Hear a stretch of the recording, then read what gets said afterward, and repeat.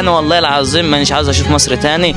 انت كنت مطرود من الدوم وحالتك كانت صعبه، ايه اللي حصل معاك بعد كده؟ الفاميليا الايطاليه جت خدتني من تاني من الشارع. انا كنت هترحل مصر خلاص والله يا احمد. تبص نمت في الشارع وما لقيتش حد وقف جنبي في البلد اللي انا كنت بقول عليهم اخواتي، مفيش حد وقف جنبي، واستلمت الاقامه ومعايا شقه والحمد لله. طب عملت كده ازاي بقى؟ ساعدت على نفسي، قلت ارجع لنفسي اعمل توك توك تاني وافق لحياتي للشقه والورق بتاعي عشان مش حد يضحك عليا في الاخر. يعني يقولوا عندنا في مصر يا احمد بعيد عنك ده الواد فاشل وما اعرفش. جريت على الورق بتاعي واستلمت والحمد لله. حياتي كلها بقى هنا في ايطاليا. انا والله العظيم مانيش عاوز اشوف مصر تاني، وانا بقولها والفيديو هينزل انا المية فيتا اعملها هنا. ابوك وامك هناك وعيلتك هناك. بص يا احمد انا اقول لك على حاجه، انا قايلها لقرايبي كلهم، مفيش قرايب يا احمد، مفيش قرايب حاسه بيا. ابوك وامك انا بقى امي مقصرين معايا بس. عملوا معاك ايه يعني؟ ده بقى امي انا اول ما طلعت من البلد كان بيرنوا عليا عاد ورا بيرن عليهم عاد. جت فتره ما يرنوش عليا. واحد ابن حرام راح قال لهم ابنك ماشي ورا بنات، وانا مش بتاع بنات عامه، بعمل فيديوهات كاتسات نورمال عادي. زعلانين منك عادي يا عمر. هم زعلانين بس انا واحد من الناس مش ناوي ارجع مصر. يعني انا المفروض ارجع مصر في رمضان بس انا قلت لا مش راجع. ابوك وامك مش اللي جابوك هنا يا عمر، وابوك اللي دفع لك. ربنا يخليهم له كل حاجه بس مقصرين معايا. انا بقول لك يا احمد كمان مره اللي انا بروح لدكتور نفسيه كل يوم باخد علاج، مفيش حد عارف. يعني واحد من الناس هو جاي من الشغل اهو جاي اكل اكله حلوه وهروح تاني. بس لو انت ابوك وامك زعلانين منك انزل راضيهم. بقول لك بتعالج يا احمد من كتر الشوارع، من كتر كلت مياله من الشارع. معايا ورق يثبت ان انا خلاص اما في مرحله بعيد عنك.